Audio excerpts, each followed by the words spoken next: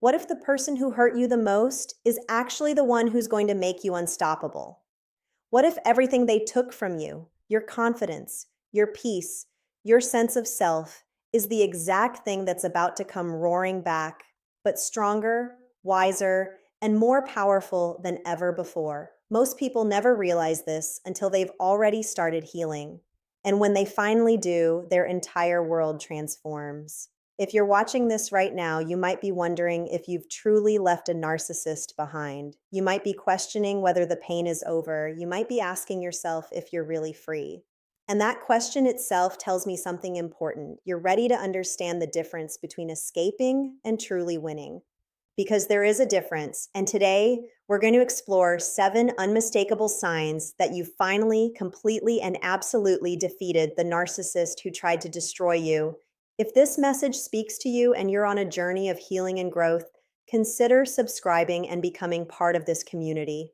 Because what we're about to discuss isn't just about narcissists, it's about reclaiming the person you were always meant to be.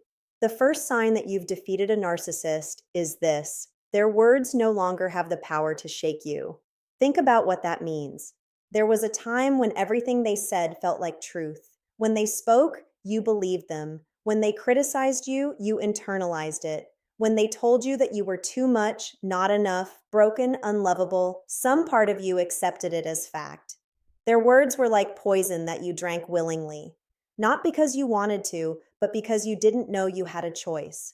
But here's what most people don't realize about that shift. When you stop believing the narcissist's version of reality, something fundamental changes inside you. It's not just about ignoring their insults anymore. It's about recognizing that their opinion of you was never the truth about you. It was only ever a reflection of their own broken mirror.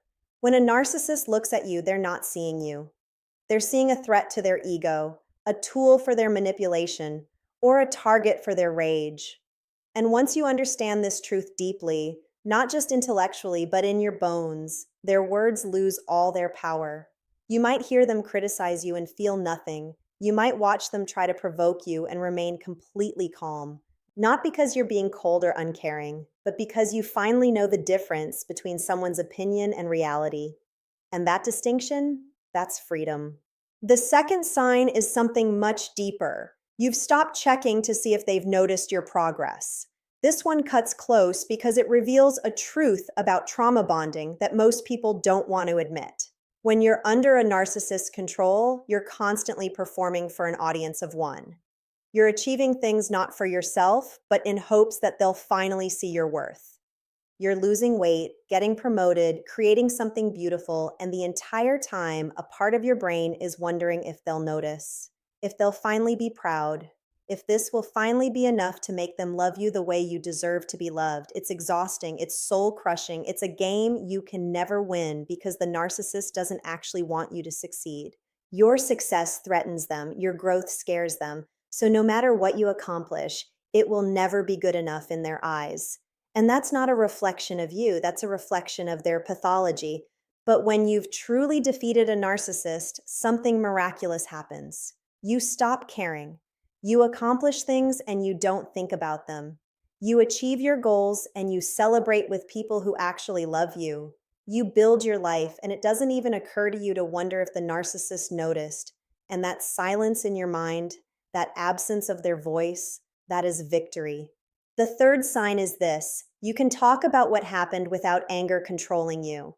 Now, let me be clear about something important. Anger is valid. What happened to you was real. The narcissist's abuse was not your fault. Those truths don't change. But there's a difference between healthy anger that empowers you and bitter anger that consumes you. In the early stages of healing, your anger might be one of the only things that feels real. It might be the only emotion strong enough to cut through the confusion and self-doubt. And that's okay. That anger served a purpose. It helped you recognize that you had been wronged. It gave you the energy to leave. It protected you when nothing else could. But here's what happens as you truly heal. The anger begins to transform.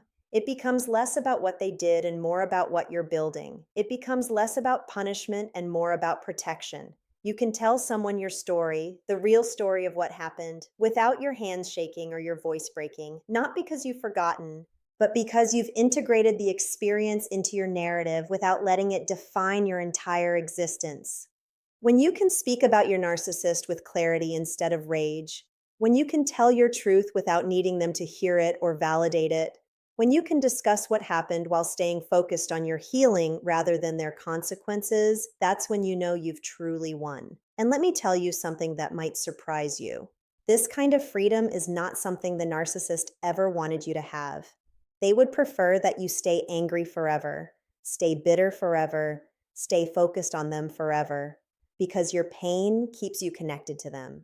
Your rage keeps you thinking about them. Your bitterness keeps you in their energy.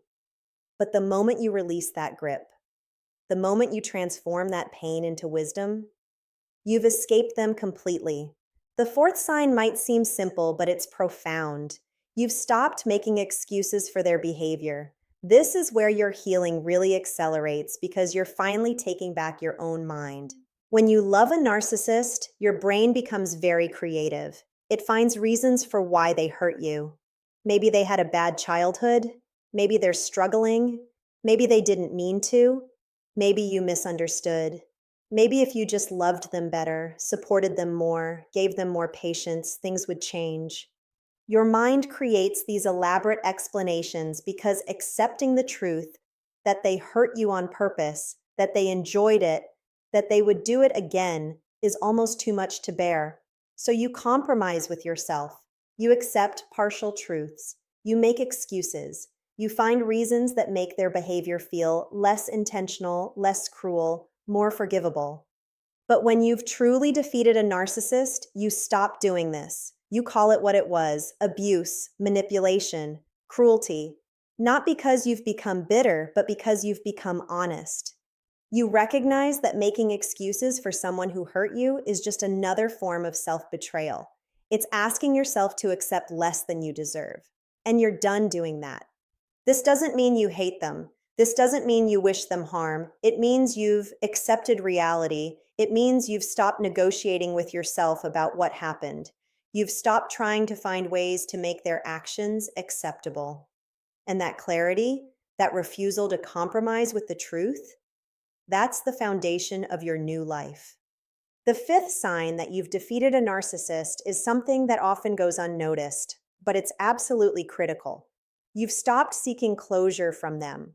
This is where so many people get stuck, and I want you to really hear this because it might be exactly what you need right now. There's a part of your brain that still wants them to understand, a part that wants them to realize what they did wrong, a part that imagines a conversation where they finally get it, where they finally apologize, where they finally acknowledge your pain and validate your experience. You've probably replayed this conversation in your mind 1,000 times, what you would say, how they would respond, the moment they finally understand. But here's what most people don't realize. That closure, it's never coming. Not because they're not capable of understanding, but because understanding would require them to acknowledge their own pathology. And a narcissist would rather lose everything than face the truth about themselves. They would rather destroy you, smear your name, rewrite history, and convince everyone you're crazy than admit that they were wrong. So when you've truly defeated a narcissist, you make peace with this. You stop waiting for them to give you what they can never give. You stop needing their validation. You stop seeking their acknowledgement. And most importantly, you learn to give yourself the closure they refuse to give. You acknowledge your own pain. You validate your own experience. You tell yourself the truth about what happened. And you grieve not for the relationship, but for the version of yourself that believed they could change. That is closure. And it's something only you can give yourself. The narcissist can't do it for you, no matter how much you've wanted them to. This is where I want to remind you again, if this is resonating with something deep inside you, if this is speaking to your journey of healing, then hit that subscribe button and the notification bell. Because the insights we're sharing here are changing lives every single day. Your healing matters, your growth matters, and you're not alone in this. The sixth sign that you've defeated a narcissist is this: you've stopped being afraid of them. And I don't just mean physically afraid, though that might be part of it. I mean, you've stopped living in a state of anxiety about their presence, their mood, their potential to hurt you. When you're with a narcissist, your nervous system is constantly in a state of hypervigilance. You're always trying to predict their moods. You're always trying to keep the peace. You're always bracing yourself for the next blow. It's exhausting. It's traumatic. It's a way of living that slowly erodes your sense of safety in the world. The fear isn't just about what they might do, it's deeper than that. It's a fear that you're fundamentally flawed, that you somehow deserve this treatment, that you'll never be safe again. It's a fear that's been installed into your nervous system by months or years of unpredictability and abuse. Your body has learned to be afraid. Your mind has learned to expect the worst. But when you've truly defeated a narcissist, something shifts. You might still feel cautious around them, and that's healthy. You might still have occasional anxiety, and that's normal. But the pervasive, all-consuming fear that used to dictate your every action, that begins to fade. You start to remember what safety feels like. You spend time with people who are consistent, who are kind, who keep their word. And slowly, your nervous system begins to recalibrate. You begin to remember that the world isn't actually that dangerous, that you're actually quite capable, that you can handle challenges without falling apart. And then comes the moment, maybe it's small, maybe it's significant, where you realize you haven't thought about them in days. You haven't wondered if you should text them or call them. You haven't imagined what they're doing or who they're with. You haven't rehearsed conversations or replayed arguments or strategized how to get them back. And that silence in your mind, that's not indifference. That's freedom. That's the fear finally releasing its grip. The seventh and perhaps most important sign that you've defeated a narcissist is this: your life is no longer about them. This is the ultimate victory because it means you've reclaimed yourself. When you're under a narcissist's control, your entire existence revolves around them. They are the sun and you are orbiting them. Every decision you make is filtered through the question of how it will affect them. Every dream you have is adjusted to fit into their expectations. Every part of yourself that doesn't serve them gets buried deeper and deeper. The irony is that the narcissist would tell you that you're selfish for wanting anything different. They would accuse you of being self-centered.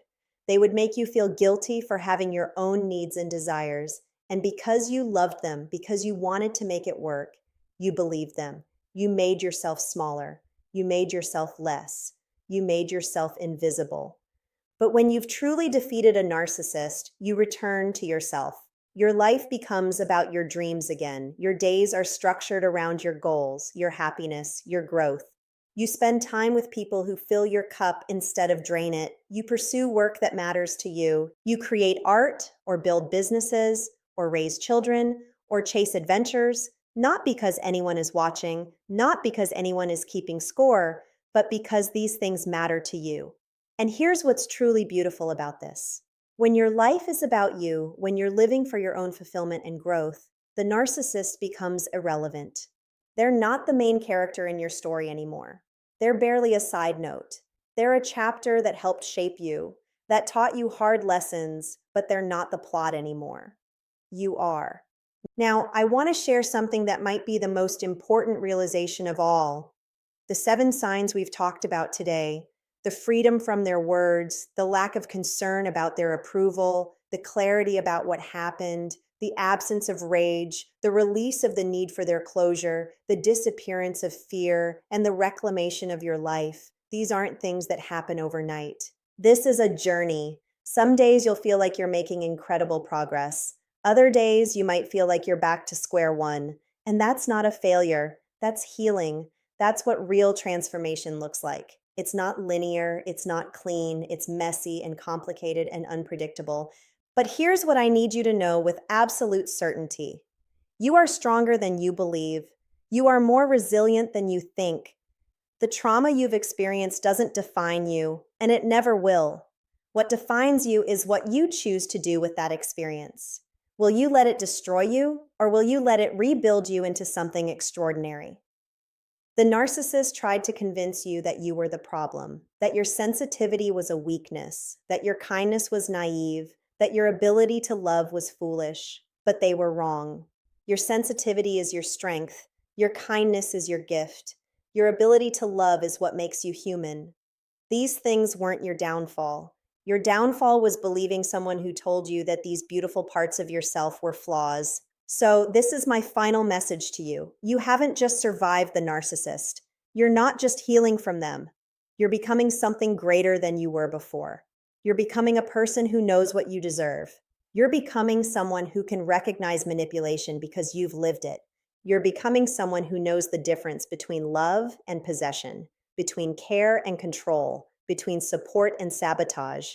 And that wisdom, that's something the narcissist can never take from you. That's something they inadvertently gave you. The very thing they tried to destroy in you, your strength, your clarity, your power, is what's going to carry you forward into a life that's fuller, richer, and more authentic than anything you've known before. If you found this message meaningful, if you felt seen and understood and validated through these words, I'm asking you one more time, subscribe and join this community because your voice matters, your story matters, your healing matters, and there are countless others who need to hear it. The narcissist thought they broke you, but you're not broken. You're just beginning to understand how to be whole. You're beginning to understand your own power, and that power, that's going to change everything. Your future isn't determined by what someone else did to you. It's determined by what you choose to do with yourself moving forward. Choose growth, choose healing, choose yourself, because you are absolutely, without a doubt, worthy of that choice. This is where your real story begins.